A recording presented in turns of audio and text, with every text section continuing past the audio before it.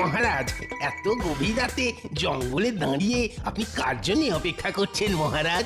সেটা একটু পরেই জানতে পারবে। তোমার এত উতল হবার প্রয়োজন নেই। ঘুম পেলে ঘরে গিয়ে ঘুমিয়ে পড়ো। তা কেন মহারাজ? আমার জ্ঞান পিপাসু হৃদয় শুধু ওই একটু আপনার অপেক্ষার কারণ জানতে চাইছিল আর কি। আসলে অনেকক্ষণ ধরে ঠায় দাঁড়িয়ে অপেক্ষা করছি তো, তাই আর কি। ওই তো চলে এসেছে। চোখ মুখ তো কালো চাদরে ঢাকা। তা আপনি কে মশাই? প্রণাম বর্ধমান নরেশ। কৃষ্ণনগরের মন্ত্রী? ঠিক আছে ঠিক আছে, শোনো কৃষ্ণনগরের মন্ত্রী, আমি জানি তোমার বহুদিনের ইচ্ছে কৃষ্ণনগর রাজ্যের রাজা হওয়া, তাই তো? হ্যাঁ, কি আর করব বলুন, আমার সেই গুপ্ত ইচ্ছে সুপ্তই রয়ে গেল, কোনোদিন পূরণ হলো না। নবাব খাম্বাজরাজ কেউই কোনোদিন আমার মনের ইচ্ছে পূরণ করতে সাহায্য করলো না, তাই আপনার কাছে আসা। খালি হাতে বসে থাকলে সেই গুপ্ত ইচ্ছে শুধু সুপ্তই থাকবে না, কদিন পরে লুপ্ত হয়ে যাবে। শোনো কৃষ্ণনগরের মন্ত্রী, তোমার মতো আমারও বহুদিনের ইচ্ছে ওই সোনার রাজ্য কৃষ্ণনগরকে নিজের হাতে পাওয়া, কিন্তু কিছুতেই হচ্ছে না। তাই আমি একটা পরিকল্পনা করেছি। কি পরিকল্পনা? পরিকল্পনা ঠিক মতো খাটাতে পারলে ওই কৃষ্ণনগর হাতে পাবো, সেটা হবে আমার একটা অঙ্গরাজ্য। কি পরিকল্পনা বলুন বর্ধমান রাজ। শোনো, কৃষ্ণনগর রাজ্যকে বাগাতে গেলে তোমাদের দুটো পথের কাঁটাকে সরাতে হবে। কাকে কাকে বর্ধমান রাজ? দুজন তীক্ষ্ণ ক্ষুরধারী বুদ্ধিমান ব্যক্তি। শোনো শোনো, তুমি কালকে আপনি কোনো চিন্তা করবেন না, এই সব কাজে বিশাল পটু, যাকে বলে বড় খেলোয়াড়। ঠিক আছে, তুমি তোমার দাবার চাল দিতে থাকো, তারপর সুযোগ বুঝে আমিও মক্ষম চালটা দিচ্ছি। ঠিক আছে ঠিক আছে, আপনি আপনার কাজ শুরু করে দিন, আমিও কালকে রাজসভায় গিয়ে আমার কাজ শুরু করে দেব।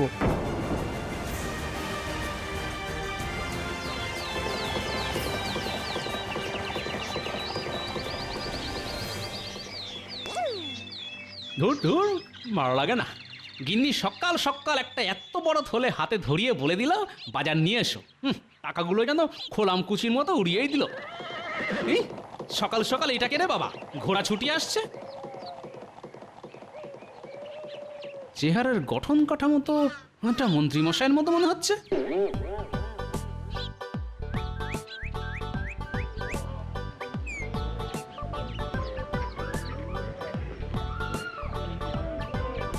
কি ভাই, তোমার এই পটল তো সকাল সকালই পটল তুলেছে। আর কি করবো বলো তো গোপাল দাদা, দিনকাল তো খুব খারাপ, বাজারে একদম টাটকা সবজির আমদানি কমে গেছে গো। ঠিক আছে, বেছে বেছে একশের আধমরা পটল দাও দেখি। নেই মামার চেয়ে কানা মামাই ভালো, মরা পটলের চেয়ে আধমরা ভালো। তা কত দাম হলো? গোপাল দাদা গো, মাত্র 2 টাকা। হ্যাঁ, সে কি, এই টেসে যাওয়া পটল 2 টাকা? না না, অত দাম দিতে পারবো না, 1 টাকা দিচ্ছি। কি আর বলবো বলো, সকাল সকাল বউনি হয়নি তো। দাও দাও, 1 টাকাই দাও।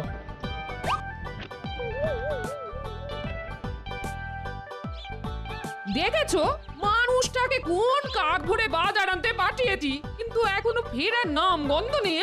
কখন রান্না যে হবে আর কখন রাজসভায় যাবে, দূর দূর দূর, আমার হয়েছে যত জ্বালা। এলো গিন্নি, সকাল সকাল এত চিৎকার চেঁচামেচির কে আছে শুনি?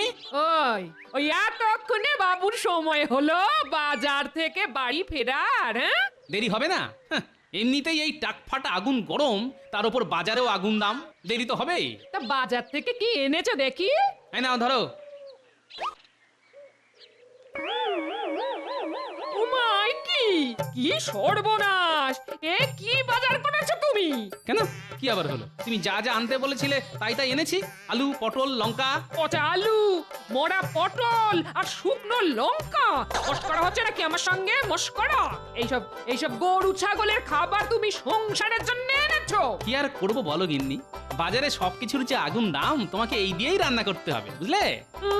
বাবু আবার রাজসভায় চাকরি করে, তাতেই এই অবস্থা। যদি অন্য কিছু করতো তাহলে তো মনে হয় খেতেই পেতাম না। ধুর তোর। অত কথা না বাড়িয়ে তাড়াতাড়ি কিছু একটা রান্না করো, আমি স্নানে গেলাম।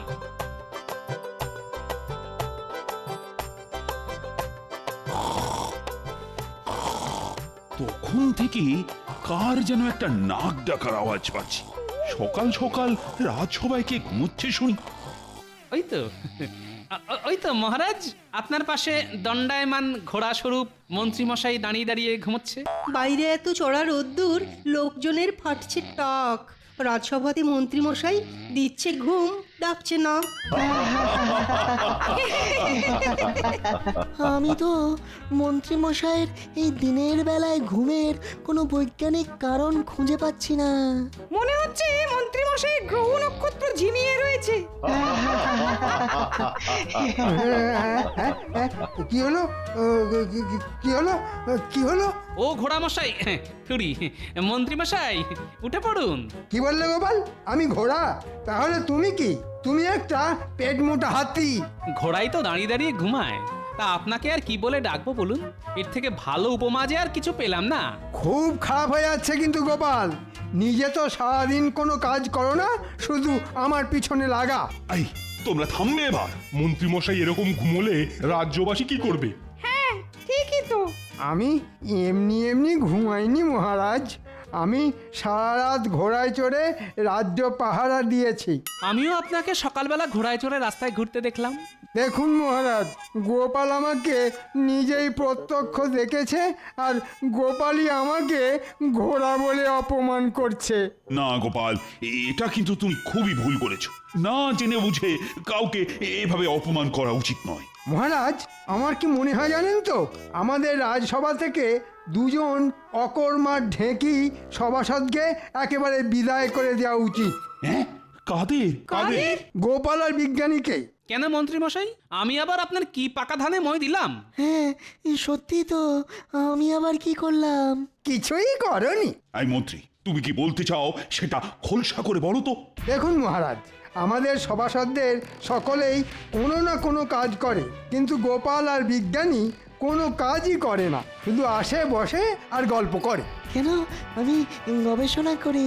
তোমার গবেষণায় তোমার জ্ঞান বাড়ে, তাতে রাজ্যের কি উপকার হয় শুনি? হ্যাঁ, হ্যাঁ ঠিকই তো। মহারাজ, আমি তো যে কোনো বিপদ এলেই তাতে ঝাঁপিয়ে পড়ি, রাজ্যকে বাঁচাই। সেসব অতীতে যা যা করেছো সব ভুলে যাও। ভবিষ্যতে কি উপকার করবে তার কি ভরসা আছে? তা বলে রাজসভা থেকে তাড়ানোর কি যুক্তি? গোপাল, আমিও কিন্তু মন্ত্রীর সাথে একেবারে একমত। তুমি আর বিজ্ঞানী রাজসভায় কোনো কাজই করো না, আর তাই তোমাদের দুজনকে রাজসভায় রাখাই অনুচিত। আর সে কারণেই তোমাদেরকে আজ থেকে রাজসভায় ছুটি দিয়ে দিলাম। না না মহারাজ, এরকম করবেন না। বাড়িতে গিন্নি আছে, আমরা না খেতে পেয়ে মরে যাবো যে, আমাদের সংসারটা তো ভেসে যাবে। ওসব বলে আমার মন গলাতে পারবে না গোপাল। যেদিন তুমি আর বিজ্ঞানী তোমাদের দুজনের রাজসভায় থাকার গুরুত্ব প্রমাণ করতে পারবে, সেদিনই আবার রাজসভায় ফিরে আসবে, নইলে কিন্তু নয়। এ কি মহা ফাঁপড়ে পড়লাম রে বাবা। বিজ্ঞানী গোপাল অসহায়, আজ সামনে মহা ফাঁপড়, রাজসভার চাকরি হারিয়ে বেলবেতারা পাঁপড়।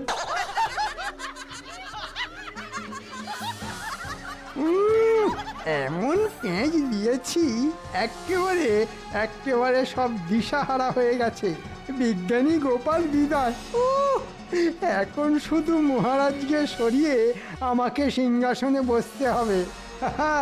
বাবা, আমি হলাম মন্ত্রী, সব সভাসদদের মধ্যমণি আমি ষড়যন্ত্রী। আজকের মতো রাজসভা তাহলে এখানেই সমাপ্তি ঘোষণা করা হলো। এটা কিন্তু খুব খারাপ হলো মন্ত্রীমশাই। আমি যথেষ্ট সততার সাথে রাজসভার দায়িত্ব পালন করি, কিন্তু আপনি আজ আমাকে মহারাজের কাছে ছোট করলেন।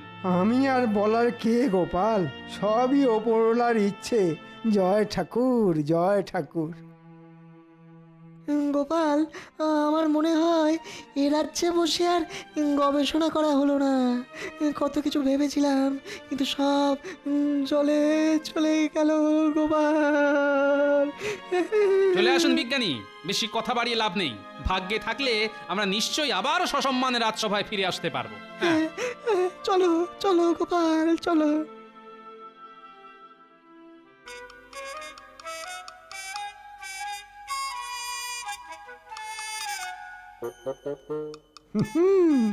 তোমাদের রাজসভা থেকে তাড়িয়েছি, এবার তোমাদের রাজ্য থেকে বিদেয় করব। হাহা।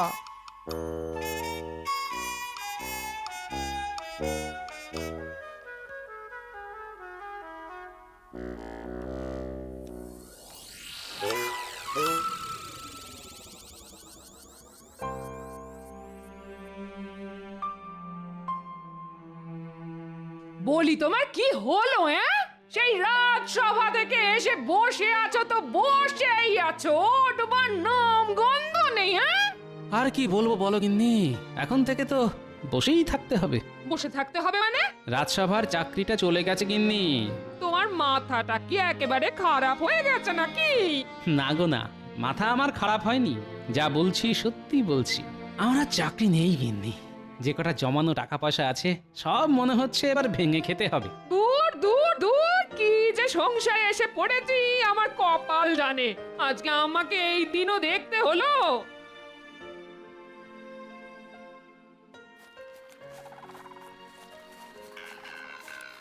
কি ব্যাপার মন্ত্রী মশাই, হঠাৎ করে আমাদের সাথে দেখা করতে এসেছেন? তা পথ ভুলে নাকি? আরে না রে না, একটা কাজের কথা বলতেই এসেছি। কাজটা করতে পারলে ভালো বকশিসও পাবি। হ্যাঁ। দেখুন মন্ত্রীমশাই, আগে থেকেই বলে রাখছি, হ্যাঁ, আপনার কাজ যতবার করতে গেছি কিছু না কিছু বিপদে পড়েইছি। এবার সেরকম হলে করতে পারবো না, এ আমি আগে থেকেই বলে দিচ্ছি আপনাকে। আরে না রে না, এমন কিছুই করতে হবে না যাতে তোরা বিপদে পড়িস। হ্যাঁ, তাহলে ঠিক আছে, বলুন কি করতে হবে? গোপাল আর বিজ্ঞানী এই দুজনকে তোদের চোখে চোখে রাখতে হবে।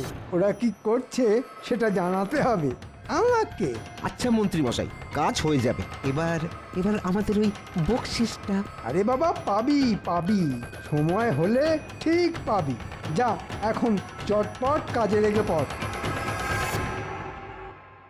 ধুর, এইভাবে কাজ করতে ভালো লাগে বল বটা? হ্যাঁ, ঠিক বলেছিস। আগে থেকে কিছু হাতে গরম টাকা পয়সা পেলে না হয় কাজ করে একটা মজা পেতাম।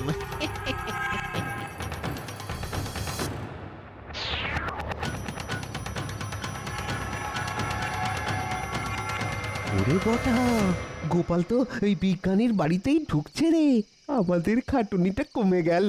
হ্যাঁ, তা যা বলেছিস। তা ঘটা, তুই চট করে মন্ত্রী মশাইকে ডেকে নিয়ে আয়, আমি ততক্ষণ ঝোপের আড়ালে বসে সবকিছু নজর রাখছি। ঠিক আছে, এই যাব আর এই আসবো। হ্যাঁ। কি গো বিজ্ঞানী, কি করছো? কি আবার করব বলো গোপাল, আমার যা কাজ, এই একটু একটা পটকা নিয়ে গবেষণা করছি। হ্যাঁ, সে কি গো বিজ্ঞানী? আরে বাবা, অনেকদিন আগে থেকেই এটা বানিয়ে রেখেছি, যদি আমাদের রাজ্যের কোনো বিপদে আপদে কাজে লাগে সেই জন্য। তুমি দেশের জন্য এত ভাবছো, আর এমন ভাগ্যের পরিহাস দেখো, মহারাজ তোমাকেও রাজসভা থেকে বহিষ্কার করলো। ঠিক বলেছ গোপাল, আমি কালকে সকালবেলা গিয়ে মহারাজকে আমার এই যুগান্তকারী পটকা আবিষ্কারের কথা জানাবো, তাহলে মহারাজ নিশ্চয়ই আবার আমাকে রাজসভায় ফিরিয়ে নেবেন। হ্যাঁ হ্যাঁ, তা নিশ্চয়ই নেবেন, কিন্তু আমার তো কোনো হিল্লে হলো না। এমনিতেই বাজারের আগুন দাম, নুন আনতে পান্তা ফুরিয়ে যাচ্ছে। এখন চাকরি খুইয়ে আমি কিভাবে সংসার চালাবো বলো তো? শোনো গোপাল, আমাদের রাজ্যের জন্য তোমার অবদান কিছু কম নয়, তাই আমি মহারাজকে বলবো এই পটকা বানানোর জন্য তুমিও সাহায্য করেছো। এটা এমন একটা জিনিস, সেটা ছোট পটকা আর বড় ঝটকা। মহারাজ দেখবেন আর চমকে চমকে উঠবেন। কোনো আগুন লাগবে না, শুধু ছুঁড়ে মারলেই ফাটবে। কই দেখি তোমার পটকা, একটু পরীক্ষা করে দেখি। এই নাও দেখো, তবে ঘরের মধ্যে ছুঁড়ো না কিন্তু। না না, বাইরে ছুঁড়েই পরীক্ষা করব।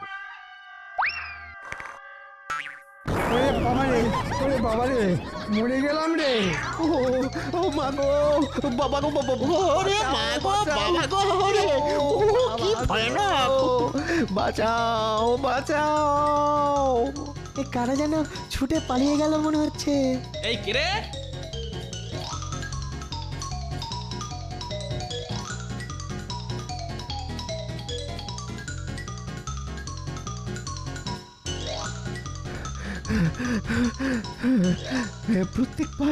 প্রত্যেকবার আপনার সাথে এসে কোনো না কোনো বিপদে পড়েই যাই। হুঁ, ঠিক আছে তোরা বাড়িতে যা এবার গোপাল আর বিজ্ঞানী যা ব্যবস্থা করার আমি করব। যা বাড়িতে যা।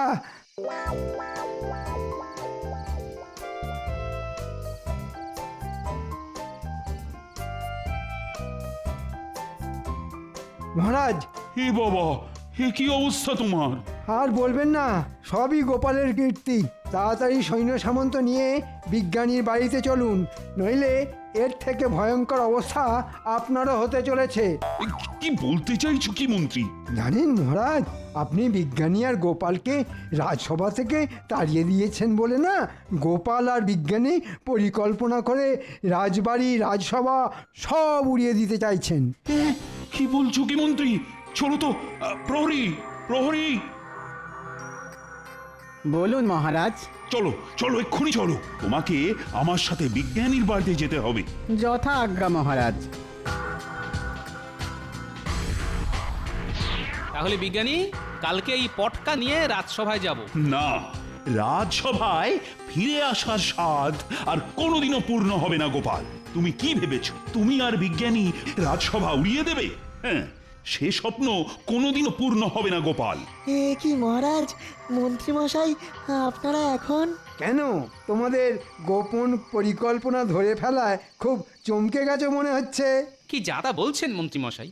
বিজ্ঞানী তো ভেবেছিল এই ছোট ছোট পটকাগুলি মহারাজকে দেখাবেন, তাহলে আমাদের রাজ্যের সুরক্ষায় অনেক সুবিধে হবে। হ্যাঁ মহারাজ, আজ সকালে মন্ত্রীমশাই বলেছিলেন না যে আমি কিছুই করি না, কিন্তু সেটা একদম ভুল কথা মহারাজ। আমি এই ছোট পটকা আবিষ্কার করেছি যাতে খুব সহজেই বড় সেনাবাহিনীকে আটকে রাখা সম্ভব। হ্যাঁ, ওসব কথা বলে মহারাজকে বোকা বানাতে পারবে না বিজ্ঞানী। আমি খুব ভালো করে বুঝতে পারছি, গোপাল আর বিজ্ঞানী মিলে অনেক বড় ষড়যন্ত্র করেছো। বিশ্বাস করুন মহারাজ, আমি আপনার নুন খেয়েছি। আমি কোনোদিনও আপনার কোনো সর্বনাশের কথা ভাবতেই পারি না, বিশ্বাস করুন। চুপ! তোমাদের হাড়ে হাড়ে চেনা হয়ে গেছে আমার। আজ এক্ষুনি তোমরা পোঁটলা পুঁটলি গুটিয়ে রাজ্য থেকে বেরিয়ে যাও, আর কোনোদিনও যদি রাজ্যে ফিরে আসো তাহলে তোমাদের দুজনকেই আমি শুলে চড়াবো। কথাটা মনে থাকে যেন। হ্যাঁ, ও গোপাল, এবার কি হবে? সবই ভাগ্যের পরিহাস বিজ্ঞানী, ভাগ্যের পরিহাস। যে মহারাজ একদিন আমার গলায় মুক্তোর মালা পরিয়ে দিয়েছিলেন, তিনি আজ আমাকে রাজ্য থেকে তাড়িয়ে দিচ্ছেন। সেই গোপাল, এবার তুমি কি করবে? তোমার তো সংসার আছে। দেখি, গিন্নিকে আপাতত শ্বশুর বাড়িতে পাঠিয়ে দেব, তারপর অন্য রাজ্যে কোনো একটা কাজের বন্দোবস্ত হলে গিন্নিকে আবার ডেকে নেব। ঠিক বলেছ। ঠিক আছে, তুমি তোমার গিন্নিকে জানিয়ে চলো, আমিও আমার পোটলা পুটলি নিয়েই বেরোচ্ছি। হ্যাঁ, আমাদের দুজনকেই যখন রাজ্য ছাড়া হতে হবে, তখন চলো দুজনে একসাথেই যাই।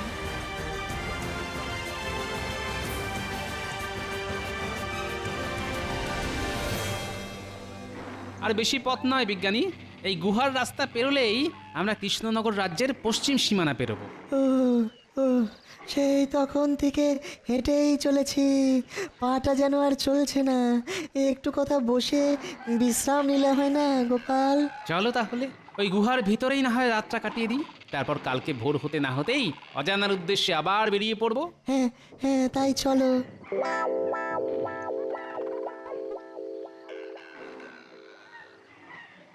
মন্ত্রী, আর শুধুমাত্র এই গুহাটা পেরোতে পারলেই আমরা কৃষ্ণনগরের সীমান্তে প্রবেশ করব। তারপর এই কৃষ্ণনগর রাজ্য হবে আমাদের। আস্তে আস্তে মন্ত্রী, আস্তে! কেউ যেন জানতে না পারে আমরা অতর্কিতে কৃষ্ণনগর আক্রমণ করছি। সর্বনাশ বিজ্ঞানী, এসব কি আমরা নিজের চোখে দেখছি? হ্যাঁ গোপাল, কৃষ্ণনগরের সামনে সমূহ বিপদ, আর বিপদ থেকে রক্ষা পাওয়ার অস্ত্র আছে আমার কাছে। হ্যাঁ সত্যি বিজ্ঞানী? হ্যাঁ গোপাল, তবে এই দেখো তার খেলা। পালাও পালাও পালাও পালাও, শিগগির পালাও দেখি সব বোমা ছুটতে কেন? মহারাজ, ভালো কথা বলছি, ফিরে চলুন। আমরা অন্য কোনো সময় আবার কৃষ্ণনগর আক্রমণ করবো খন। এখন কেটে পড়ুন, পালাও। আচ্ছা আচ্ছা বিজ্ঞানী, তোমার আবিষ্কারের একটা উড়ন্ত জুতো ছিল না, সেটা সাথে এনেছো? হ্যাঁ এনেছি তো, এই নাও। বিজ্ঞানী, তুমি মহারাজের কাছে চলো, আমিও ওই ব্যাটা দুটোকে তুলে নিয়ে যাচ্ছি।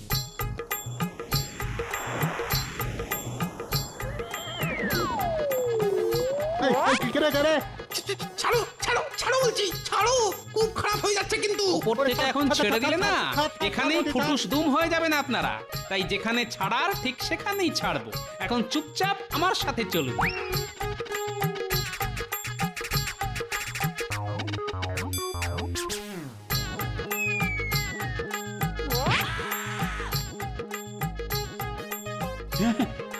গোপাল, এখানে উড়ে উড়ে আপনার অগোচরে এই বর্ধমান রাজা, মন্ত্রী আর সেনাদল সবাই মিলে আমাদের রাজ্য আক্রমণ করে। তখন আমি আর গোপাল মিলে আমার বানানো বোমা দিয়ে ওদের আক্রমণ ঠেকাই। সব সেনারা পালিয়েছে, শুধু এদেরকে ধরে এনেছে গোপাল।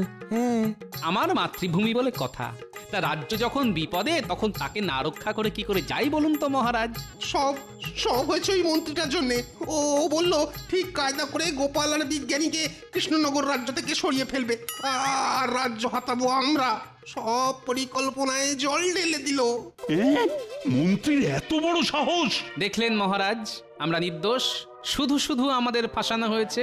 আজ আমি মন্ত্রীকে ছাড়বো না, বেটাকে মেরেই ফেলবো। প্রহরী, তুমি এই বর্ধমান রাজার মন্ত্রীকে বেঁধে রাখো, আর মন্ত্রীকে আজ আমি উচিত শিক্ষা দেব। আর গোপাল, বিজ্ঞানী, তোমরা আমায় ক্ষমা করো। ভুল বুঝে আমি তোমাদেরকে অনেক কথা বলেছি, কিছু মনে করো না যেন। আজকে থেকে তোমরা আবার সসম্মানে রাজসভায় আসবে। তোমাদের এই উপকার আমি কোনোদিনও ভুলবো না। সবই মহারাজ বিজ্ঞানীর আবিষ্কার করা ছোট পটকার বড় ঝটকার কামাল। আর এখন আমি মন্ত্রীকে একটা ঝটকা দেব।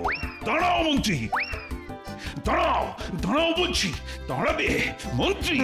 ভুল হয়ে গেছে, ভুল হয়ে গেছে, মন্ত্রী ক্ষমা করুন মহারাজ।